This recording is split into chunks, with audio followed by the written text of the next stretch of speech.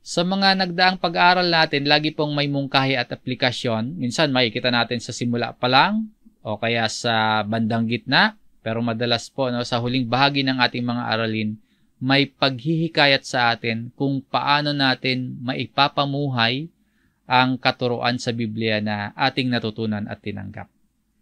Yung pagkakaroon, yung pagkatamo natin ng kaunawaan ay hinihikayat tayo na magkaroon ng ebidensya sa ating pamumuhay.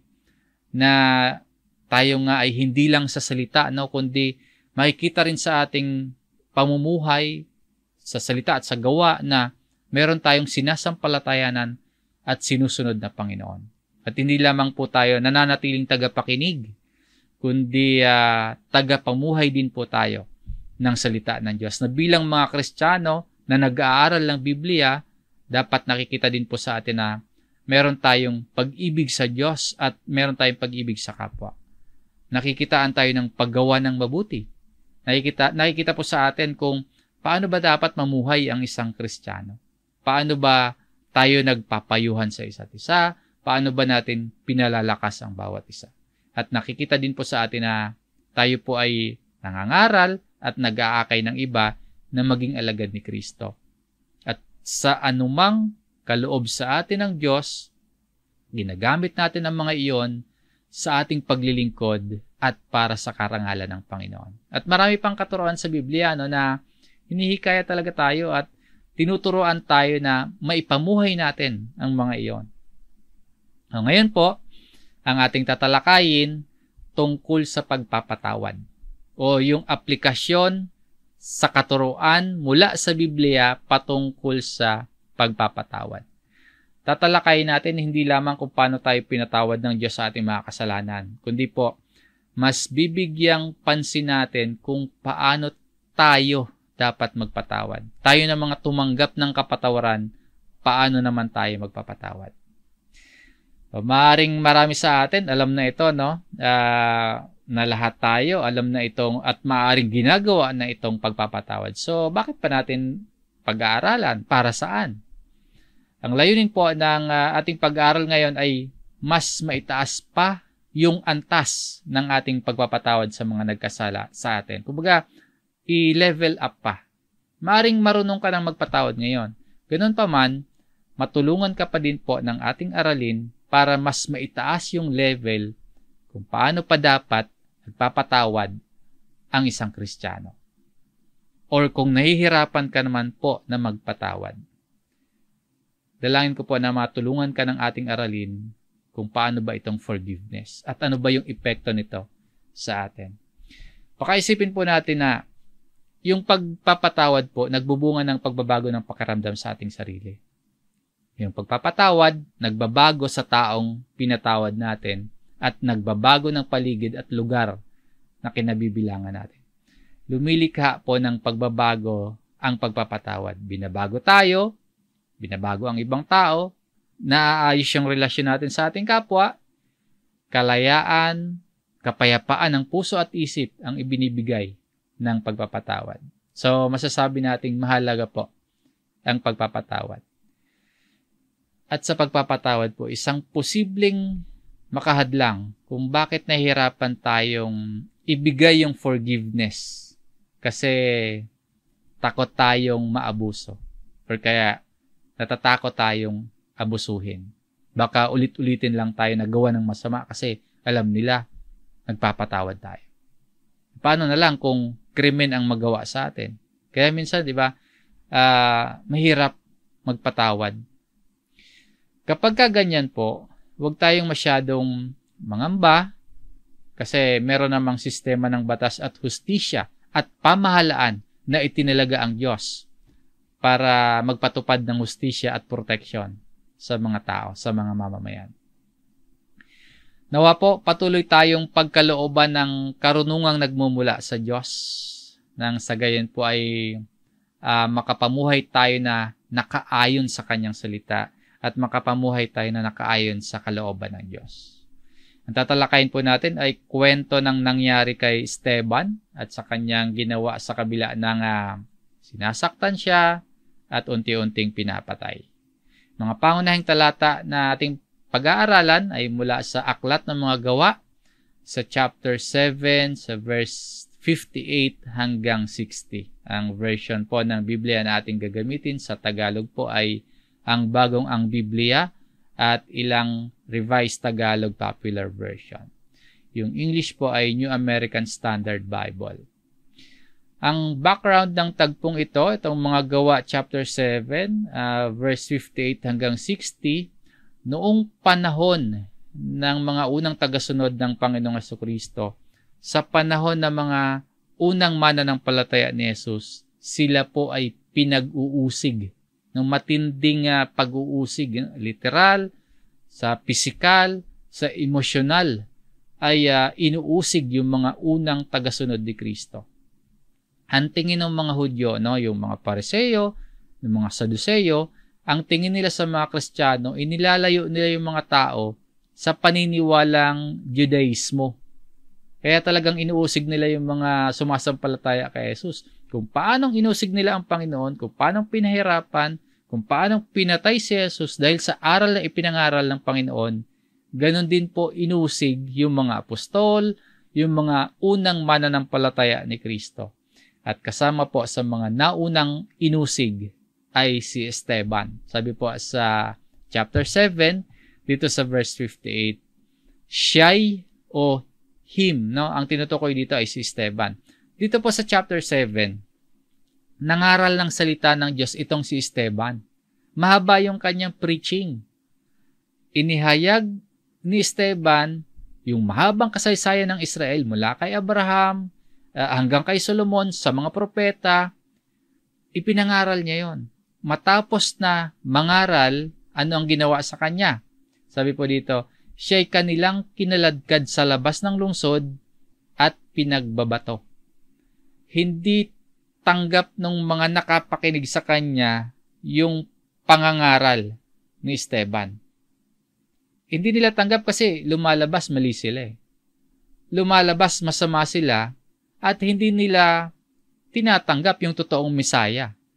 Nung marinig nila yung pangangaral ni Esteban, nagalit sila. Ang description ng Bible, pag binasa natin yung verse 54 dito sa Acts chapter 7, nagngingit-ngit sila laban kay Esteban. Grabe yung nangyari kay Esteban dito, Nangaral siya ng salita ng Diyos, kinaladkad siya ng mga tao. At sabi nga po sa talata pang ito, at inilagay ng mga saksi ang kanilang mga damit sa paanan ng isang binata na ang pangalan ay Saulo. So si Saulo po, siya yung leader, siya yung tagapanguna, o siya yung merong dala ng approval mula sa mga Hudyo na usigin yung katulad ni Esteban. Si Saulo, siya yung magiging Pablo. Sabi dito, yung damit ng mga saksi, inilalagay sa paanan ni Saulo. Meron po akong nabasang komentary, kaugalian daw po nila ito noon. Yung mga saksi, yun yung unang babato. At para daw po mas buwelo yung pagbato nila, nag-aalis sila ng damit o mga balabal. Ganun ka intense yung paraan ng pagbato sa inuusig nila, Gusto nila buwelo yung pagbato. Base yon sa sa isang commentary na kaugalian daw po nila yon. Ang point, talagang babatuhin nila ng matindi si Esteban. Sa verse 59, ganito naman po yung reaction. Ganito yung tugon ni Esteban. Galit na galit sa kanya yung mga tao, nagingit-ngit sa kanya, pero si Esteban, sabi po dito, habang binabato nila si Esteban, ay nananalangin siya. Panginoong Jesus, tanggapin mo ang aking espiritu. Habang binabato siya, nananalangin si Esteban sa Panginoong Jesus. Ano yung makikita natin sa talatang ito? Dinadalanginan si Jesus. Naghahayag ang talatang ito ng pagka-Diyos ni Jesus. Ano yung prayer ni Esteban? Lord Jesus, receive my spirit. At sa verse 60, ito pa yung nilalaman ng panalangin niya. Siya'y lumuhod at sumigaw ng malakas, Panginoon, huwag mo silang papanagutin sa kasalanang ito. At pagkasabi niya nito, ay namatay siya. Binabato na siya, Ibig sabihin, Sinasaktan siya hanggang mamatay. Pero ang prayer niya, huwag papanagutin yung mga taong bumabato sa kanya. Kinikilala ni Esteban yung authority. Kinikilala ni Esteban yung kapangyarihan ni Jesus na humatol sa mga makasalanan. At napakataas ng antas ng pagpapatawa dito ni Esteban. Diyan po tayo tinuturuan at diyan po tayo inihahatid ngayon. Kung paano pa mapapataas yung antas ng ating pagpapatawad. Paano pa magle-level up yung klase ng pagpapatawad natin sa mga umaaway sa atin, sa mga umuusig, sa mga nananakit sa atin. Hindi lang sa physical, kundi maging sa damdamin o emosyon. Paano ba yung pagpapatawad? Sa talata at kwentong ito, sa karakter at ginawa ni Esteban, itinuturo tayo nito sa ating Panginoong Hesukristo. Maging katulad ni Jesus sa pagpapatawad. Ang tinutularan po dito ni Esteban, walang iba kundi si Jesus. Kaya matututunan natin, ang tagasunod ni Kristo, iba or naiiba sa makasanlibutan. Gusto po ba nating maging kakaiba sa mundong ito, na iba yung nilalaman ng ating isip, no, yung taliwas sa kaisipan ng sanlibutan? Gusto ba natin maging kasiya-siya sa Diyos at nasusunod ang kalooban ng Diyos? Kung gusto po natin ng ganon, tularan po natin ang ating Panginoong Hesus. Hindi natin makikita yung ganap na katangian ni Hesus sa sino mang tao dito sa mundo. Kaya wala tayong ibang pwedeng tularan kundi ang Panginoong Hesus. Kapag sumunod tayo kay Hesus, magiging kakaiba tayo sa mundong ito. Paano nagiging kakaiba? Lalo na po sa usaping pagpapatawad. Basahin po natin yung katuroan ni Hesus sa sulat ni Lucas sa chapter 6, dito sa verse 27 and 28. Subalit sinasabi ko sa inyo na mga nakikinig, ibigin ninyo ang inyong mga kaaway. Gawan ninyo ng mabuti ang mga napupuot sa inyo. Utos ito ng ating Panginoong Hesus. Utos ito na hindi lang basta dapat masunod o magawa lang, kundi ang magawa at masunod ito ng may katapatan. Ito yung tinutularan ni Esteban sa ating main verse. Love your enemies, do good to those who hate you. Yung naranasan nating pag-ibig mula sa Diyos, tayo na mga masuwayin sa Diyos, inibig ng Diyos. Yung pag-ibig na yan, nais ng Panginoon na dumalo yan patungo sa iba, maging sa mga kaaway natin. So may umaaway ba sa atin? May umuusig ba sa atin? Sabi dito, ibigin natin, gawan ng mabuti, pagpalain ninyo ang mga sumusumpa sa inyo, at ipanalangin ninyo ang mga umaapi sa inyo. Ito yung katuroan ng Panginoong Hesus na inia-apply ni Esteban sa tamang pagkakataon. At ito ay hindi lamang iniaral ni Kristo, no? Kundi iniwanan niyang halimbawa na dapat talagang sundin ng mga mananampalataya. Ano yung sinabi o ano yung dalangin ni Jesus nung siya po ay nakapako sa krus? Bukod sa iniaral ito ni Jesus, no? Makikita natin na isinagawa ito mismo ng Panginoon. Sa Lucas chapter 23, dito sa verse 34, sinabi ni Jesus, Ama, patawarin mo sila sapagkat hindi nila nalalaman ang kanilang ginagawa. At sila'y nagpalabunutan upang paghatian ang kanyang damit. No? Sabi dito, Father, forgive them, for they do not know what they are doing. No, sinundan talaga ni Esteban yung aral at yung iniwanang halimbawa ni Jesus, particular po sa pagpapatawad sa mga umuusig sa kanya. Kung iisipin nating mabuti, yung panalangin ganito, napakataas na antas o pinakamataas na anyo ng pagpapatawad. Kaya nagiging kakaiba po ang isang Kristiyano sa kanyang pagsunod kay Kristo. Kung kaisipan ng mundong ito ang magiging sukatan natin at pamantayan natin, mahihirapan tayong magpatawad ng katulad nito. Kung hindi natin nakilala si Jesus, kung hindi natin susundin ang mga aral niya, baka hindi tayo magpatawad. Pero salamat sa Panginoon, no, natagpuan niya tayo, binabago niya tayo, unti-unti naiiba ang kaisipan natin sa sanlibutan. At tinutularan natin ang Panginoon. Ang highest form po ng forgiveness, tularan at sundin si Jesus. Tulad ni Esteban. Sabi nga po sa ating main verse, Panginoon, huwag mo silang papanagutin sa kasalanang ito. Pareho yung tema ng prayer, pagpapatawad. At ganito po yung pinakamataas na anyo o antas ng pagpapatawad. Kung marunong ka pong magpatawad, yung unang level ganito, hindi ka nagaganti at hahayaan mo na lang ang Diyos na gumanti para sa iyo. Sabi po sa Romans chapter 12 verse 19. Mga minamahal, huwag kayong maghihiganti. Ipaubaya ninyo iyon sa Diyos. Sapagkat nasusulat, akin ang paghihiganti, ako ang gaganti, sabi ng Panginoon. So yung unang antas o unang anyo, yung unang level ng pagpapatawad, hindi ka gaganti. Kung may umaway sa iyo or may umuusig sa iyo, kung may gumagawa ng masakit o masama sa iyo, hindi ka gaganti, ipauubaya mo yon sa Diyos. Yan yung unang level. Yung ikalawang antas, ito yung inrelease mo, yung forgiveness.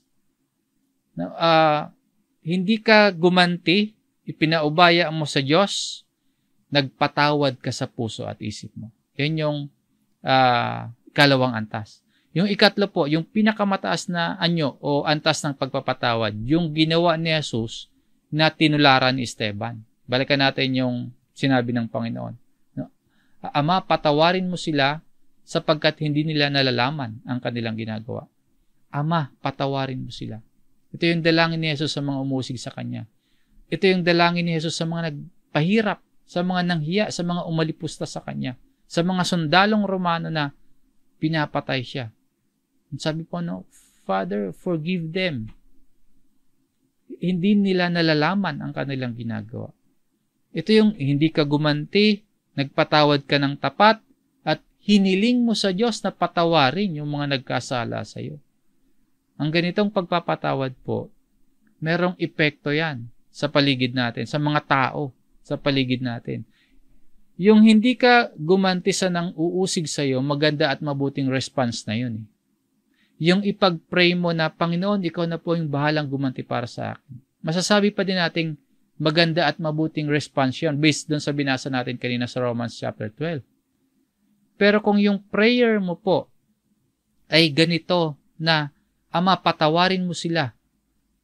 At katulad ng pagsunod ni Esteban kay Jesus na, Panginoon, wag mo silang papanagutin sa kasalanang ito. Napakataas na antas o anyo ito ng pagpapatawad. Diba yung unang level, yung unang antas, hindi ka gaganti, papaubaya mo yun sa Diyos. Yung ikalawa, nirelease mo yung forgiveness eh. Pero ito, yung ipag-pray mo po, yung pagkapatawaran ng nagkasala or umaaway sa iyo, napakataas na nyo ng pagpapatawad. Kakaiba ka sa pagmamahal at pagpapatawad kasi sinusunod mo si Jesus. Hindi ka gaganti, iibigin mo yung kaaway mo. Gagawan mo ng mabuti yung kaaway mo. Ipapanalangin mo sila at pagpapalain mo yung mga sumusumpa sa iyo. Radical change yung mangyayari sa atin kung tutularan natin si Jesus tulad ng ginawa dito ni Esteban.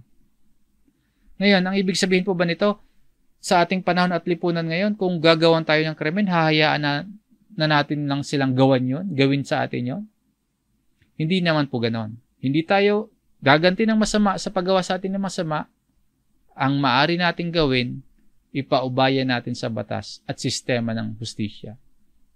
Kung malalagay tayo sa usaping, halimbawa, demanda, o kaya magdidesisyon ka, or magdidesisyon tayo na idemanda yung nagkasala sa atin, ang mahalaga, pagpapatawad sa ating puso at panalangin para sa lahat ng sangkot. Mabisa po yung prayer. Dahil powerful yung dinadalangin na nating Diyos eh. So, huwag tayong manawa sa pananalangin. Lalo na yung humiling tayong pagkalooban ng karunungan. Hindi lang tayo babaguhin ng Diyos. Hindi lang tayo ang babaguhin. Maging sila man po na gumagawa ng masama sa atin. Kayang baguhin ng Diyos. dito sa pangyayari kay Esteban, yung ganitong pananalangin ng pagpapatawad, meron nga po itong epekto sa mga taong pinatatawad at nakakasaksi ng pagpapatawad.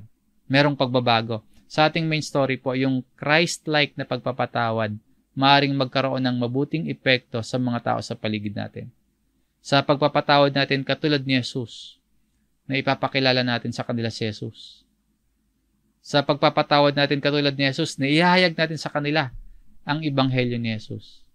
Kung mapapansin po ninyo sa ating main story, nandun si Saulo, no? Yung pinapatay si Esteban, sa paanan ng isang binata na ang pangalan ay Saulo. Nasa paligid lang siya, si Saul. Maaring naririnig niya yung mahabang pangangaral ni Esteban. Then nakita ni Saulo, habang binabato si Esteban hanggang mamatay. At maaring narinig din niya, no, na ang prayer ni Esteban, Panginoon, wag mo silang papanagutin sa kasalanang ito. So, powerful yung preaching ni Esteban, powerful pa yung panalangin niya. Pinapalagay ko po dito, na dito pa lang sa tagpong ito, sa chapter 7, nagsimula ng kumilos ang Panginoon sa buhay ni Saulo. Kaya pagdating sa chapter 9, ready na siya na makatagpo ang Panginoon. Narinig ni Saulo yung pangangaral, nasaksihan niya yung isang masugid na tagasunod ni Kristo. So, hindi man natin mabasa dito sa aklat ng mga gawa, pero maaring umepekto ito o nagkaroon ito ng epekto kay Saulo. Kahit papano, maaari, no, na sa narinig niyang preaching, sa nasaksihan niya na si Esteban ay isang masugid na tagasunod ni Kristo, nagkaroon niya ng epekto kahit papano kay Saulo. Kaya pagdating sa chapter 9, sabi ni Saulo, sinabi niya, sino ka, Panginoon? At siya'y sumagot, ako si Jesus na iyong inuusig. So, dito naging handa na si Saulo. Alam na niya na ang Panginoon ang nakatagpo niya. Maring hindi nga natin makikita sa tala ng kasaysayan ni Saulo na nagkaroon sa kanya ng epekto yung nasaksihan niya kay Esteban, kung paano ba ang isang tagasunod ni Jesus. Pero, pansinin po ninyo ito para sa atin namang karanasan. Kapag tumugon tayo tulad ni Kristo sa pagpapatawad sa mga kaaway, tulad sa Panginoong Hesus sa pagpapatawad sa mga umusig sa atin, sa mga gumagawa ng masama sa atin, na sa halip na gumanti tayo ng kung ano yung ginawa sa atin, ay pagmamahal ng Panginoon ang ipinapadama natin. Basically po, ang ginagawa natin, ipinapangaral natin sa kanila si Jesus. No? Itinuturo natin sa kanila ang katuroan ni Kristo at nagpapakita tayo ng mabuting halimbawa ng isang tagasunod ni Kristo. Ipinapangaral natin yung ano ba yung aral at katuroan ni Kristo. Sino ba si Jesus? Paano ba siya magmahal? Paano ba siya magpatawad maging sa mga umaaway at umuusig sa kanya? Kaya siguro itong si Saulo, nung masaksihan niya yung lahat ng yon kay Esteban, maaaring kumurot na yun o kaya lumambot ng konti yung puso niya. Narinig niya nga yung pangangaral ni Esteban. Nakita niya kung paano ang isang tagasunod ni Kristo. Nakita niya kung sino si Jesus sa puso ng isang mananampalataya. Maaaring naging isang paraan na ito para maihanda si Saulo na isang dating taga-usig ni Jesus ay naging mangangaral ng Ebanghelyo ni Jesus. Mga kapatid, ang pagpapatawad ay hindi ito tungkol sa atin at sa ginawa natin. Ang pagpapatawad ay hindi tungkol sa kabutihan natin. Ang paggawa ng mabuti sa mga taong gumagawa ng masama sa atin, hindi po ito tungkol sa atin.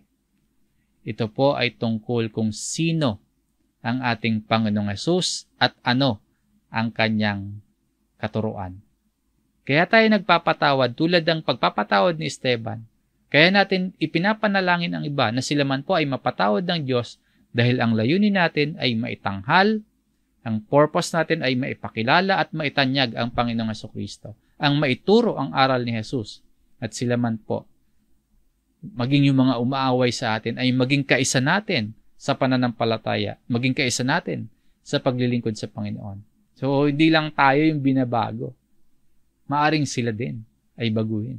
Sa iniiwanang katuruan at ipinakitang halimbawa ni Jesus sa pagpapatawad, maging ganon din po yung antas ng ating pagpapatawad. Katulad ng pagsunod ni Esteban sa Panginoon.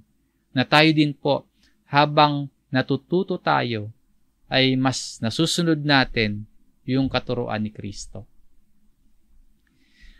Matapos nating makita yung tugon ni Esteban sa mga taong umuusig sa kanya, sinasaktan siya hanggang mamatay, ano naman yung aplikasyon nito sa atin?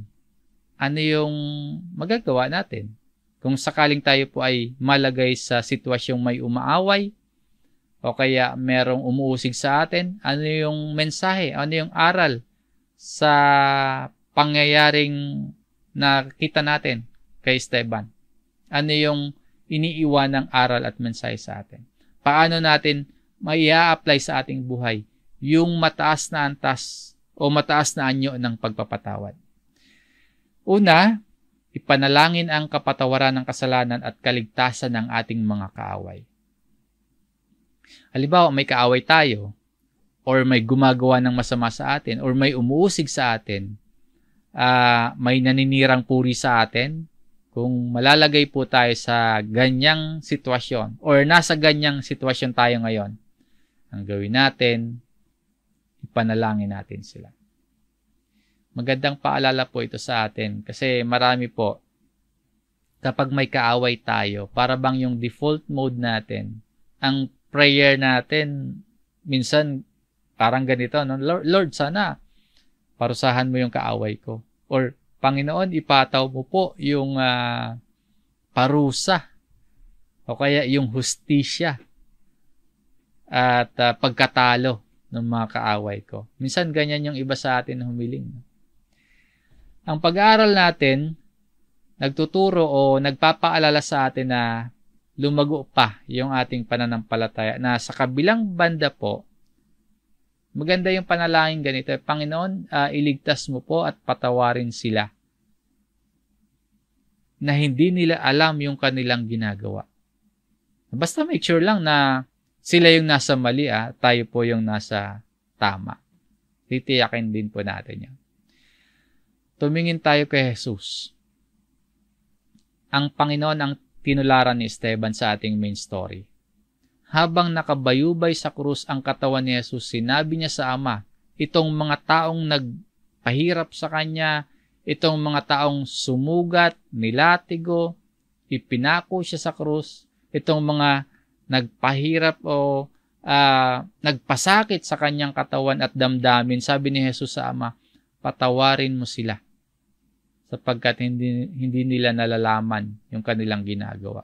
So, matuto tayo sa ginawang pagsunod ni Esteban sa ating Panginoong Yesus.